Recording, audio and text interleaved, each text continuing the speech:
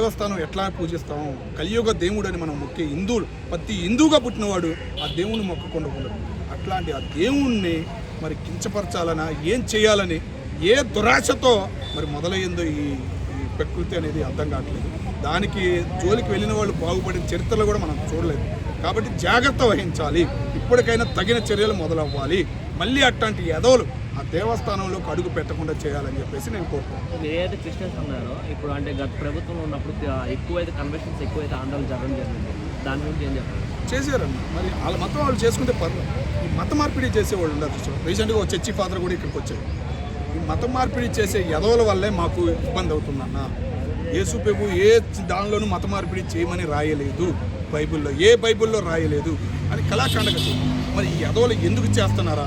ఈ ఎదవలు వెనకమాల ఉండి నడిపించే వాళ్ళు ఎవరా అనేది కూడా పోలీసులు చర్యలు తీసుకోవాల్సిన బాధ్యత ఇంకా ఉంది. లేకపోతే దీనివల్ల చాలా పనికిరాని అనర్థాలు జరుగుతాయని చెప్పేసి మేము అంటాం. అంటే వాళ్ళ టార్గెట్ మొత్తము మైనారిటీస్ పైన పడుతుంది. మైనారిటీస్ ఎవరైతే ఉన్న ఎస్సీ ఎస్టీ వాళ్ళు ఉన్నారో వాళ్ళపైన చూపిస్తారు. అంటే ఒక రకం హిందువులది కూడా తప్పే కదా. అంటే వాళ్ళని కింద అంటే కించపరచడం. ఇప్పుడు లాస్ట్ టైం మొన్న అయ్యింది కదా తెలంగాణలో కూడా ఇష్యూ, ఆ 2 నెలల పాప చనిపోయింది. అలా చేసే కదా. అంటే వాళ్ళకి కూడా కన్వర్షన్ త్వరగా అయిపోతున్నాయి. ఇట్లాంటివి మాకు వాల్యూ దొరుకుతలేదు హిందువుల లోపల అని చెప్పేసి వాళ్ళు కూడా కన్వర్ట్ అయిపోతున్నారు. అసలు అంతా డబ్బులు. గాంధీ తాత బొమ్మ చూసేవా, 100 రూపాయలు నోటు, 500 నోటు, వాటి మీద పడిపోయి ఏం చేయాలి, వాటి గురించి ఆలోచించి ఏం చేయాలి, ఆశ చూపేపాటికి వచ్చిన కష్టాలకి అటు మూమెంట్ మారిపోతున్నారు. ముఖ్యంగా నువ్వు అన్నావు ఎస్టీలో హిందువులు చాలామంది ఉన్నారు. వాళ్ళలో కన్వర్ట్ అయిన వాళ్ళు చాలామంది. వాళ్ళు ఎందుకు కన్వర్ట్ అయ్యాము అని బాధపడే వాళ్ళు కూడా చాలామందిని నేను చూశాను. ముఖ్యంగా మా ఎస్టీలో తెలంగాణ రాష్ట్రంలో చాలా ఇబ్బంది పడుతున్నారు. కానీ ఇబ్బంది ఇంకా పెడుతున్నారు కొంతమంది చర్చి ఫాదర్స్. వాళ్ళ మీద కూడా చర్యలు తీసుకోవాలి.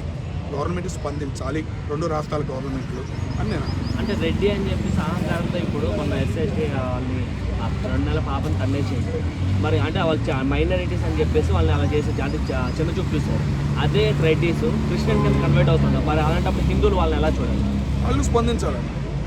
మా మిగతా కాస్టుల్లో కాబట్టి ఆ కమ్మ పెద్దలు ఉంటారు, పెద్దలు స్పందించాలి. వాళ్ళ మీద ఒక నెగిటివ్ అనేది తెచ్చితే ఆ ఫీలింగ్ అనేది వాళ్ళకి కనపడి మేము ఎందుకు మారామని వాళ్ళకి బుద్ధి జ్ఞానం అనేది వచ్చింది. మరి అలాంటప్పుడు జగన్మోహన్ రెడ్డి గారే క్రిస్టియన్ కదా, మరి అలాంటప్పుడు ఆయన్నే వ్యతిరేకించవచ్చు. ఎవరు రెడ్డిస్ వాళ్ళు కూడా అంటే ఆయన కూడా క్రిస్టియనే కదా కన్వర్ట్. ఏపీలో రెడ్లు లేరంట. ఆయన బాధ అదే కదా.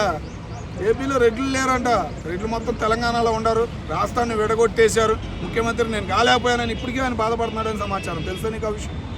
జగన్మోహన్ రెడ్డి గారికి తెలంగాణ ఎక్కువ అభిమానం, ఎక్కువ ఏడే అవ్వాలి ముఖ్యమంత్రి అని ఆయన ఫీలింగ్ అనేది ఉంది. కానీ అది కాలేదని ఇప్పటికీ ఆయనకి బాధ ఉందని చెప్పేసి చాలామంది వాళ్ళ ఫ్రెండ్స్ పరంగా అంటుంటే నేను అన్నాను. ఆంధ్రాలో రెడ్డి లేరంటే మొత్తం కన్వర్ట్ అయిపోతుంది రెడ్డి లేక.